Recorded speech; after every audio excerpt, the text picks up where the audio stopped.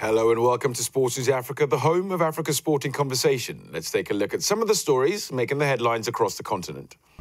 Zambia remembers its fallen football heroes killed in an air crash 22 years ago. The Ethiopian Football Federation turns to one of their former stars to take over the reins. And Kinney Lane wins a Women's Tennis Open in Senegal in an all-French affair.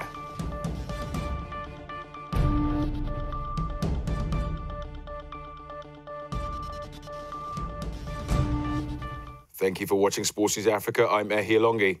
22 years ago, people across Africa were trying to come to terms with one of the darkest days in African sport.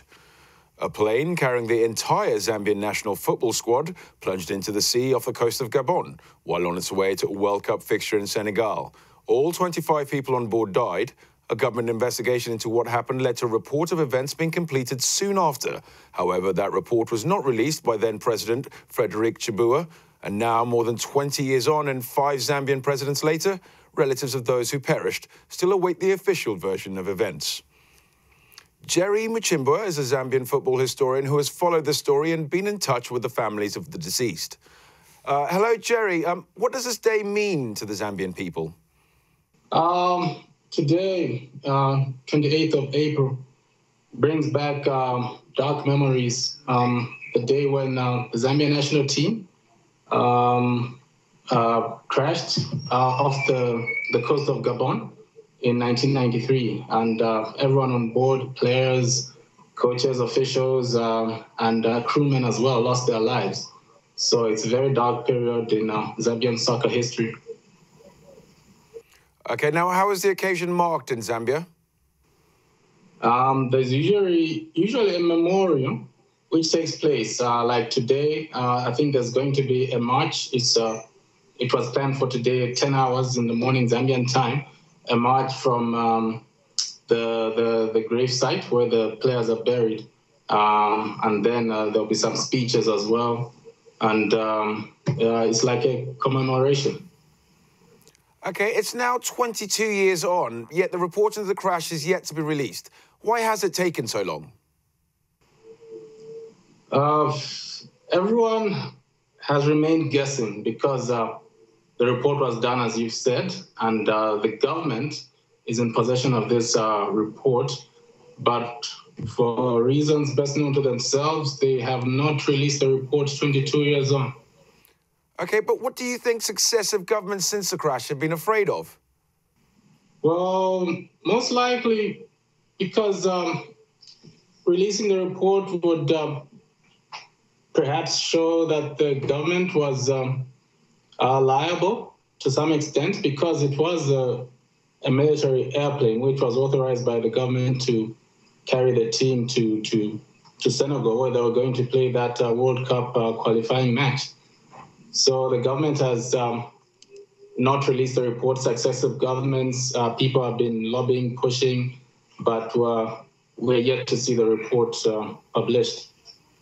Okay, now without the report into the disaster, relatives of the victims will not have complete closure. What have they been doing to press the government on this?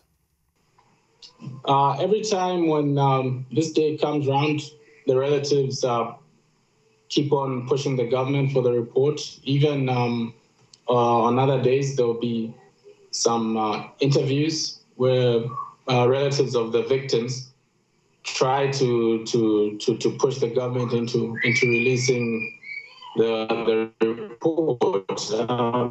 It's gone as far as some relatives saying they might as well just get the remains of their loved ones and bury them elsewhere, because it's like their calls are not being heard and nothing is being done when it comes to the release of the report. Okay, now were family members and relatives compensated for their loss? Yes, I recollect that. There was some lawyers who were involved. They were engaged by the families until the government released. I think the figure was coming up to about $4 million, worked out according to the ages of the players and the officials and so on. But yes, there was a compensation package by the government, which the relatives were given. Okay, so what lessons have we learned since that fateful day? One is that teams should have reliable transportation. And I think since that time, the national team has never used a military plane to fly to matches outside Zambia. Another thing is that, 22 years on and people are still speculating as to what really happened. I know there was a report which was released by the Gabonese officials saying that it was caused by mechanical failure and pilot error, things like that. But here in Zambia, there are quite a number of people who still believe that the plane may have been shot down. So if the government can release that report, it will bring closure to this matter. And hopefully people can then move on. But the way things are, there's still a lot of speculation 22 years on. Okay, Jerry, thank you for speaking to Sports News Africa. The Ethiopian Football Federation has appointed Johannes Saleh as coach of the national team. Saleh replaces Portuguese coach Mariano Barreto, whose contract was terminated last week after Ethiopia finished bottom of their 2015 Africa Cup of Nations qualifying group. 49-year-old Saleh is an Ethiopian-born US citizen who had a successful playing career in the mid-1980s with the top Ethiopian teams before leaving for America. He returned to Ethiopia in 2010 to take the technical director role at the Ethiopian Football Federation. He later managed the under-17s national team, and his last role was coach of Dedebit, one of the top teams in the Ethiopian Premier League. Meanwhile, the outgoing coach Mariano Barreto has spoken to the press for the first time since the termination of his contract by the Ethiopian Football Federation. Barreto cited a lack of financial support and infrastructure for his failure to succeed.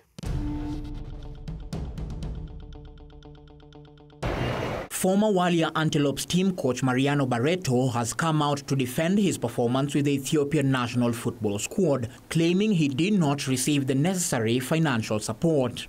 Speaking during a press briefing in Addis Ababa, the Portuguese national said that a lack of infrastructure and financing for international friendlies are some of the reasons for the lackluster performance of the squad under his watch. 1 year after, it's like I'm coming again today. No youth competition, no infrastructures, no money to camps. We deny many camps because we don't have money to invite national teams abroad to play here. We don't have money to pay our expense to go outside. So we decide it was better we stop. 57-year-old Barreto was awarded a 2-year contract in April 2014 after the former coach Sinet Bishaw was sacked. During his stint with the Walia Antelopes, a disappointing performance saw Ethiopia finish bottom of their 2015 Africa Cup of Nations qualifying group. Sports analyst Thomas Sibsibie feels that with the team's dismal performance in the tournament, Barreto's departure is deserved. The coach worked with new players, which was a new approach. We are used to seeing the same players over a long time. His contract ended just as he was experimenting with this, and I don't think it was the right decision. Others, however, feel he needed more time. This is a new thing from this coach. We are used to seeing the same players over a long time. His contract was terminated just as he is experimenting with this, and I don't think it was the right decision.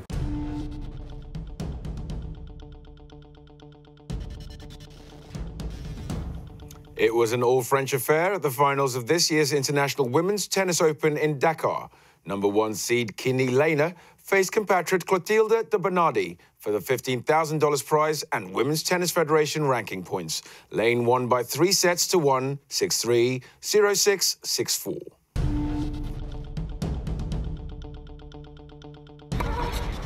In the end, it was 2 French players, Kini Lane and Clotilde de Bernardi, who faced off at the city's Olympic Club, fighting for top honors and WTF points in the $15,000 event.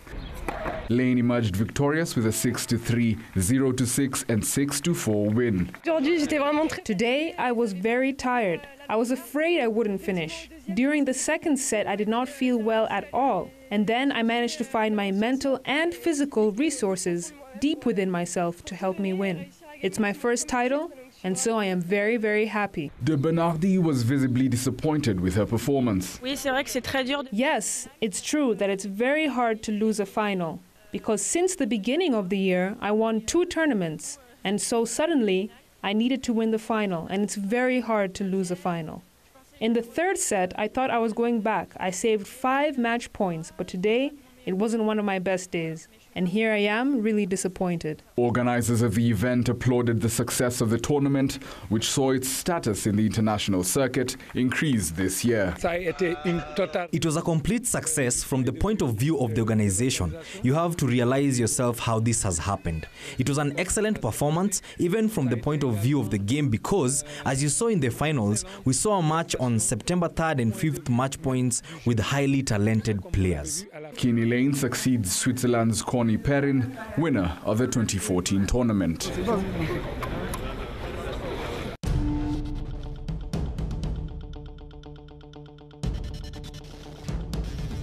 Staying with athletics, and Kenyan athletes dominated the field in the Istanbul half marathon over the weekend.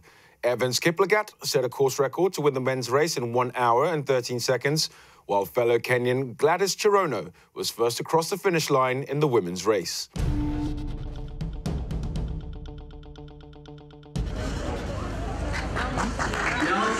Kenyan athletes dominated the Istanbul half marathon organized by the Istanbul municipality. The 21-kilometer-long marathon was flagged off from Yeni Kapi. All the 3 positions in the elite men's category were held by Kenyans. Evans Kiplagat clocked the track at 1 hour and 13 seconds in the elite men's category, followed by Leonard Langat and Joseph Kiptum with the 2nd and 3rd positions respectively. Kenyans also ruled in the women's category, where Gladys Cherono secured the 1st place, timing at 1 hour 6 minutes and 42 seconds, and 2nd place held by compatriot Hela Kiprop, while Ethiopian athlete Mulhabat Tsega settled with the 3rd place.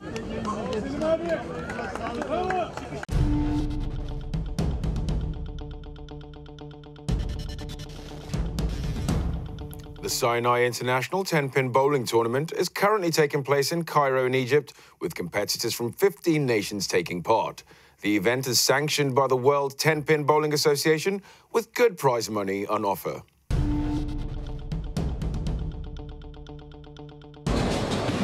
The 17th edition of the Sinai International Open Bowling Tournament has attracted over 100 players from Europe, United States, Middle East and Asia, and is already promising to be a tough competition. The championship is very strong this year comparing to the previous years, because there are many professional bowlers from United States and Europe taking part. We are looking forward to compete with those bowlers to acquire more experience. The increased participation is coming from across almost all regions, says the Egyptian coach. Most of the Arab countries participate every year, but this year the number of Arab participants is larger than before. There are bowlers from United States, Hong Kong, Philippines, Denmark, Sweden and other European bowlers. Some of them were not participating last year. The Egyptian Bowling Federation will disburse some $40,000 in prize money and is hoping to increase that amount in coming years. The total of the awards is $40,000. The awards of the first position is $7,500. We were hoping to provide further awards to attract more bowlers, but maybe next year we'll be able to do so. Despite being played in Africa, the event, which runs until April 30th, is an Asian ranking tournament and will also serve as a qualifying ground for the Asian Bowling Federation Tour.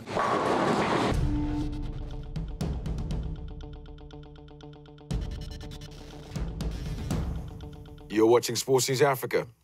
Manny Pacquiao has arrived in Las Vegas with his historic bout with Floyd Mayweather just days away. The Filipino stepped off his private bus at his new base at the Mandalay Bay Hotel on the Strip, following a 270-mile trip from Freddie Roach's Wildcard Gym in Los Angeles.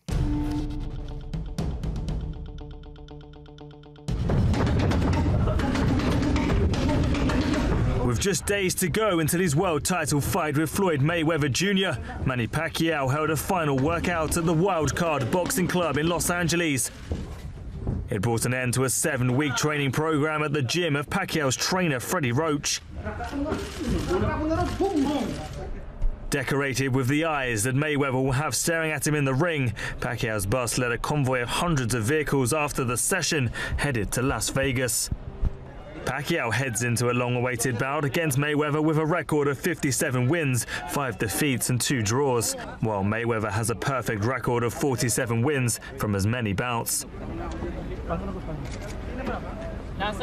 Arriving at his hotel in Las Vegas, Pacquiao was given a warm greeting.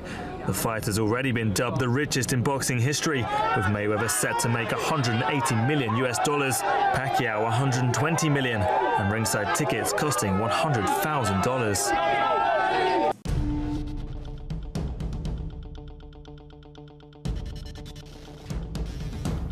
So here's a look at the 2 midweek fixtures in the Premier League. Liverpool are away to Hull on Tuesday and can close the gap on 4th place Manchester United to 4 points if they win. Champions-elect Chelsea are also on the road to an in-form Leicester City side, which has won their last 4 fixtures to move away from the bottom 3. A win for Chelsea would mean they could seal the title at home next Sunday if they beat Crystal Palace. And here's a look at Monday's results. The Nets have levelled the series with the Atlanta Hawks. In Portland, the Trailblazers rallied for a 99-92 victory over the Memphis Grizzlies to extend their Western Conference first-round series to a 5th game. Milwaukee's Michael Carter-Williams scored 8 of his 22 points in the 4th quarter as the Bucks once again fended off elimination with a 94-88 NBA playoff win over the Chicago Bulls. Well, that's the end of Sports News Africa for today. Join us again tomorrow for all the latest from Africa and around the world. Goodbye for now.